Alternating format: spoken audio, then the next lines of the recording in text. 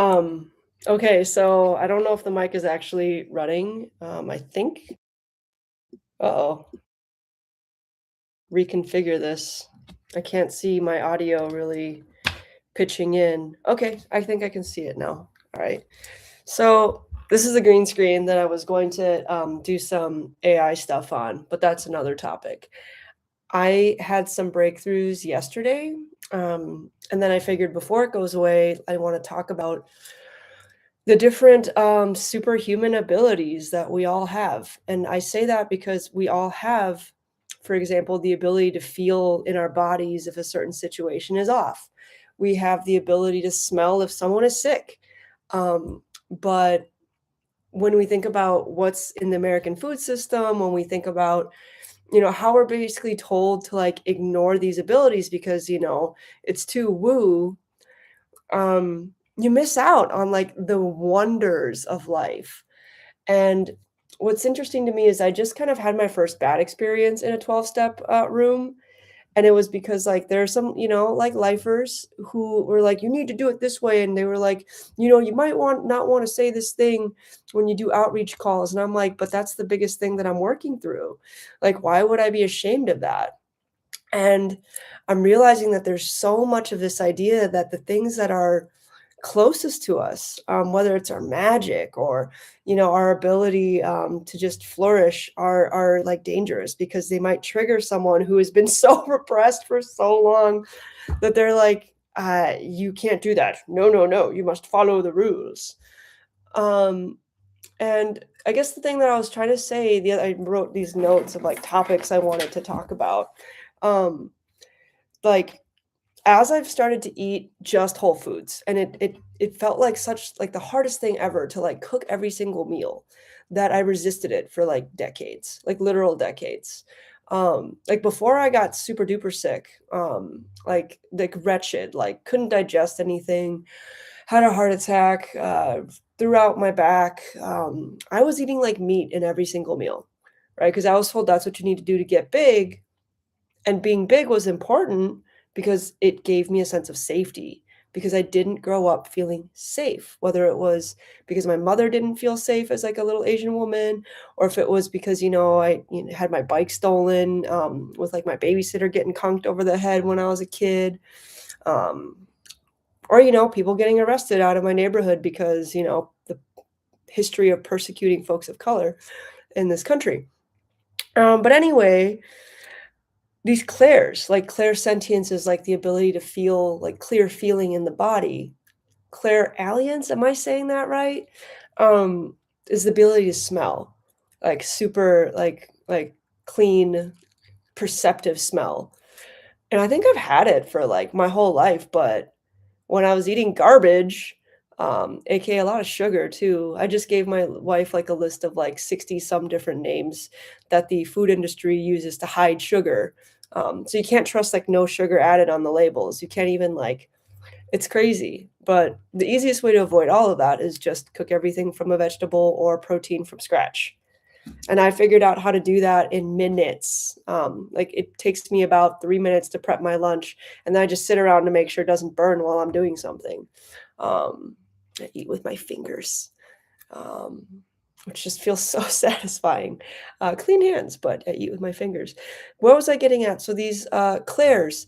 So I remember when one of my good friends told me, "Girl, you've got clairsentience. Like you notice things in your body so acutely." And a lot of that can be like, I can detect if someone's having an issue based on what part of my body hurts when I'm around them. Yeah, it sounds crazy. Guess what? I was an economics major that went to like a private liberal arts college where, we produce the academic content that rules the world. Um, yeah, I got here though because I love physics.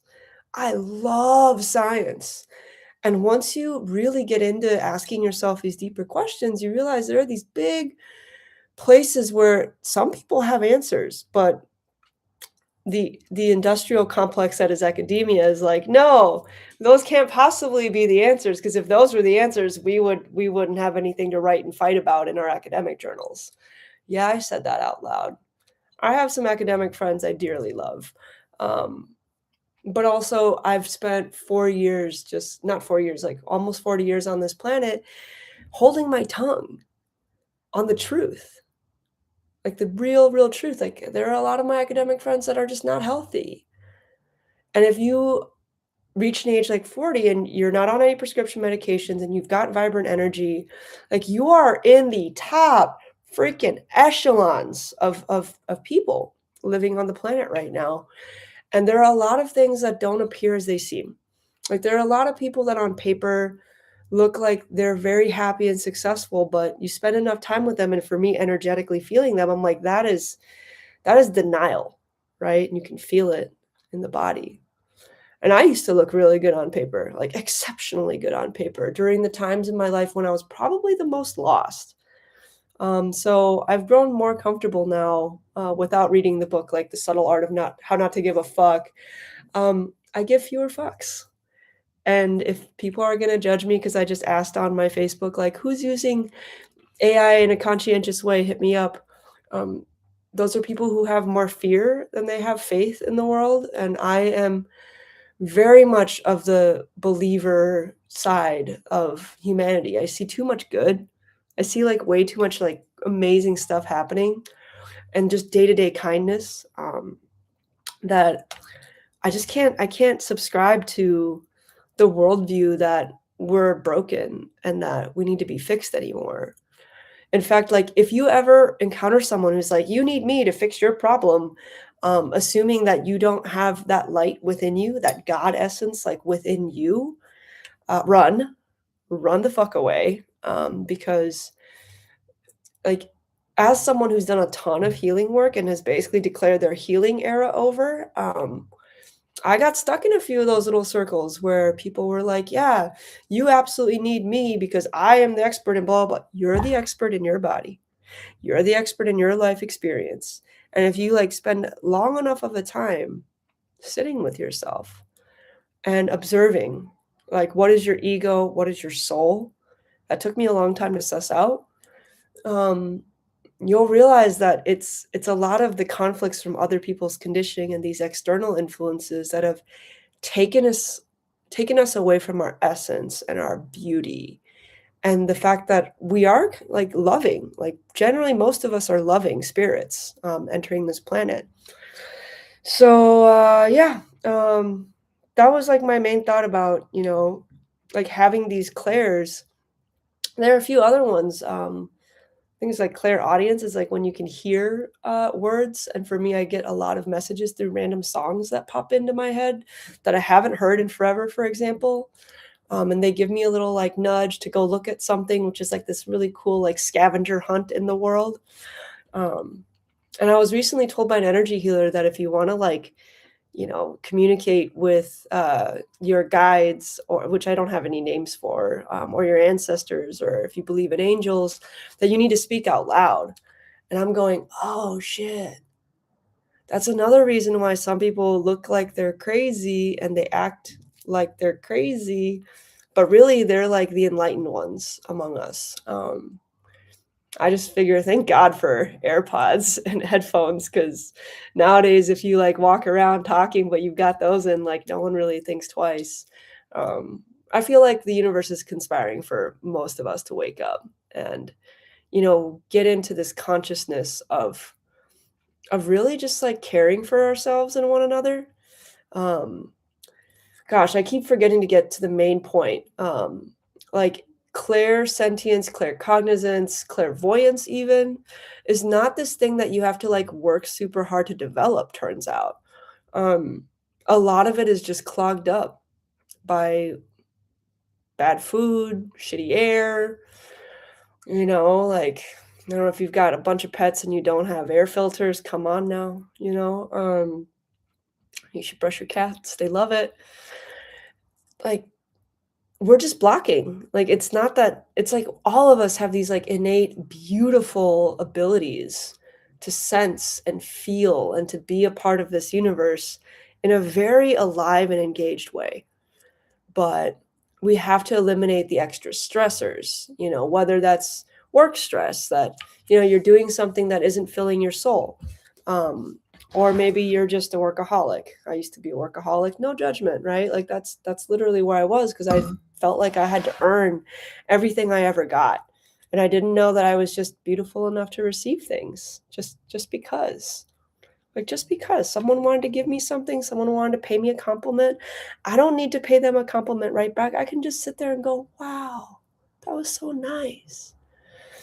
So that's all to say, I'm feeling pretty superhuman right now, and I want to capture some of that because we all forget. Sometimes I get in enough rooms where the energy's low, and I'm feeling like all the folks just want my energy, and I didn't get that until like the last few months. I was like, oh, that's why I'm insanely popular, or have been most of my life, and that's why people pay me a lot of money to show up at things. Oh, and in order for that to keep sustaining me, because we still live in a 3D world most of the time, where I still have to pay money for my food that doesn't just fall off the tree because I don't live in a tropical climate. Anyway, yeah, I have to, like, give myself that good energy and make sure that I'm in places that fill me up. So earlier today, I kind of, like, after this one bad experience with 12 steps, I was like, "Oh, how about I just go to a Mind Valley summit because, that tells me about what's possible in the world instead of, like, focusing on a bunch of problems and having to hear, like, half the people on the calls like, saying, like, they're basically just saying bad things about themselves and believing it, and it's sad. It's sad to be around. So, I guess this is also my commitment that, to myself, and it needs to be reiterated multiple times. My memory isn't perfect. Oh, that is another video I need to do on memory and channeling. More on that later. Okay, I'm gonna end the stream because I have things to do.